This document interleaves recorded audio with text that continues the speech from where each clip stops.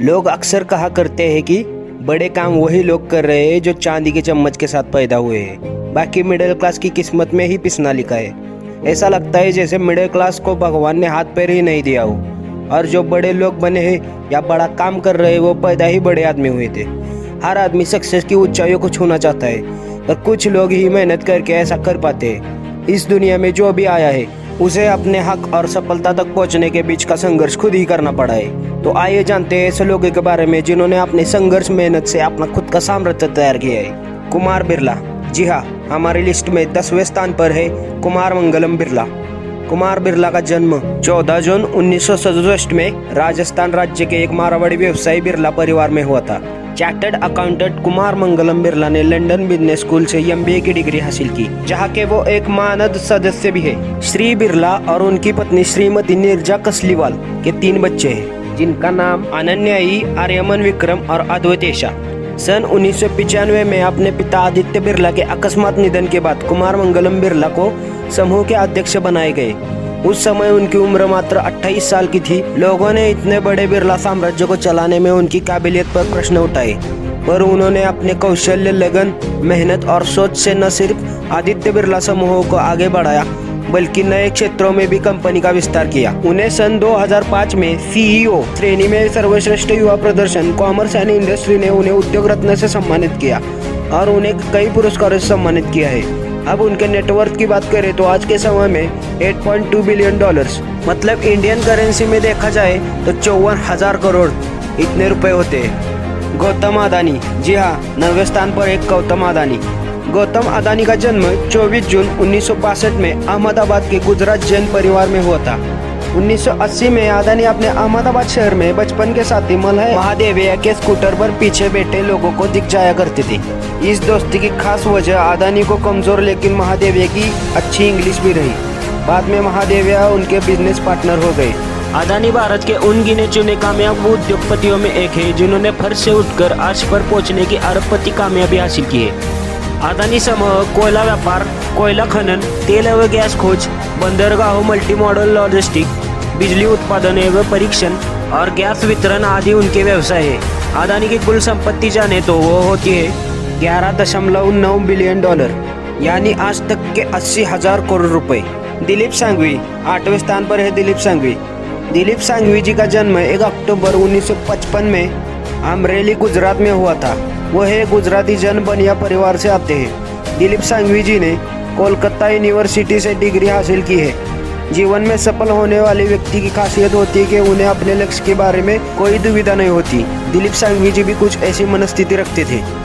गुजरात में उन्होंने दवाई बनाने की एक छोटी सी फैक्ट्री शुरू की। इस कंपनी का नाम उन्होंने सन फार्मास्यूटिकल रख दिया। 2 लोगों के साथ शुरू की हुई कंपनी देखते ही देखते एक छोटे से क्षेत्र से आगे बढ़कर पूरे देश को अपना मार्केट बना लिया। अब सन फार्मा के उत्पाद देश के कोने कोने में उपलब्ध है। आज उनकी कुल संपत्ति को देखा जाए तो $12.6 बिलियन के आसपास है, जो कि 90,000 करोड़ होते हैं। दोस्तों, 7वें स्थान पर है आदि गोदरेज। आदि गोदरेज का जन्म 3 अप्रैल 1942 में मुंबई में हुआ था। वो गोदरेज परिवार के एक भारतीय उद्योगपति और व्यापारी और गोदरेज समूह के अध्यक्ष है। उनकी प्रारंभिक शिक्षा मुंबई में हुई है। उन्होंने HL कॉलेज से ग्रेजुएशन किया और MIT Sloan school of management से MBA किया।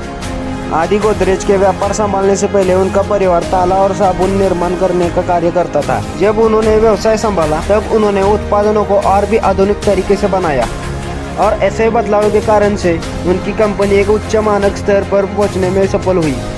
गोदरेज आज घरेलू उत्पादन से लेकर ताले, फर्नीचर और घरेलू उपकरणों की एक विस्तृत श्रृंखला के निर्माण करता है। आज उनकी कुल संपत्ति देखी जाए तो $14 बिलियन इतनी है। इंडियन करेंसी में देखा जाए तो 95,000 करोड़ इतने पैसे होते हैं। 6ठे स्थान पर है शिवनादर। शिवनादर जी का जन्म 18 जुलाई 1945 साल में तमिलनाडु में हुआ था। शिवनादर जी एक प्रसिद्ध भारतीय IT उद्योगपति है। वे HCL और शिवनादर फाउंडेशन के संस्थापक और अध्यक्ष हैं। उन्होंने 1970 में HCL की स्थापना की और धीरे धीरे कंपनी को हार्डवेयर के साथ साथ IT उद्योग में एक बड़ा नाम बना दिया। IT उद्योग में उनके योगदान को देखते हुए भारत सरकार ने उन्हें पद्म भूषण से सम्मानित किया। शिव ने वर्ष 1967 में पुणे स्थित कूपर इंजीनियरिंग से अपने करियर की शुरुआत की। लेकिन वो इससे संतुष्ट नहीं थे, क्योंकि वो अपना व्यवसाय शुरू करने की ख्वाहिश रखते थे। वर्ष 1976 में 6 युवा इंजीनियरों के साथ उन्होंने माइक्रो कंप्यूटर लिमिटेड नामक की कंपनी बनाई, जो टेली डिजिटल कैलकुलेटर्स बेचने का काम करने लगी। इसके बाद उन्होंने हिंदुस्तान कंप्यूटर्स लिमिटेड HCL नामक कंप्यूटर बनाने वाली कंपनी बनाई और 1982 में अपने पहले PC के साथ HCL बाजार में उतारा और देखते ही देखते सफलता की उन ऊंचाइयों को छुआ जो कि कभी किसी ने सोचा नहीं था। आज उनकी कुल संपत्ति को जाने तो $14 बिलियन इतने होते हैं। इंडियन करेंसी में देखा जाए तो 2,000 करोड़ इतने रुपए होते हैं। दोस्तों, 5वें स्थान पे है पल्लोजी मिस्त्री।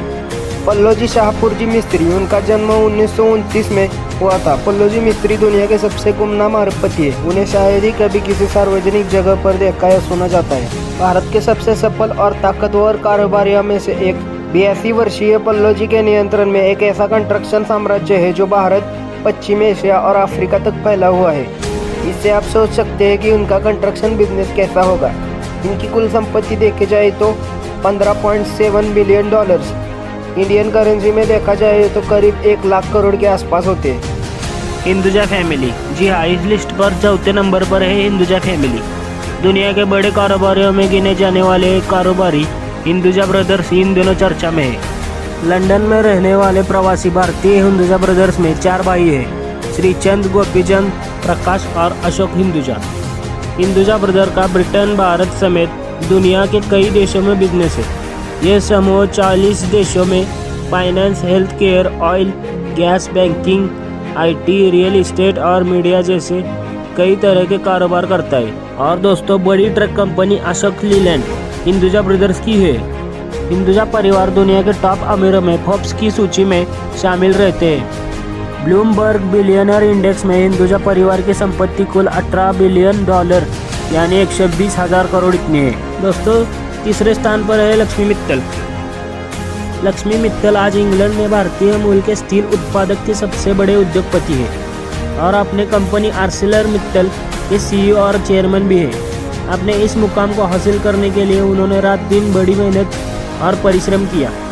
आज वो विदेशों में पूरे भारत और सभी भारतवासियों का मान और सम्मान दोनों ही बढ़ा रहे हैं। लक्ष्मी मित्तल का जन्म 2 सितंबर 1950 को भारत में राजस्थान स्थित चूरू जिले की राजगढ़ी तहसील में लक्ष्मी परिवार में हुआ था, जो कि उस समय का 25 लोगों का संयुक्त परिवार हुआ करता था।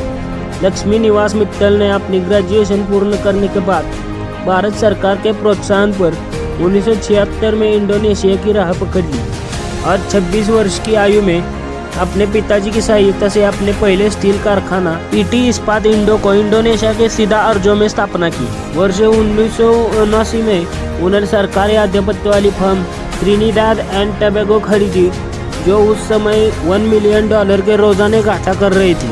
लक्ष्मी मित्तल ने इसे मुनाफे में बदल दिया और इसके बाद लक्ष्मी जी ने कभी भी पीछे मुड़कर नहीं देखा। आज उनकी कुल संपत्ति को देखा जाए तो $18.3 मिलियन होते।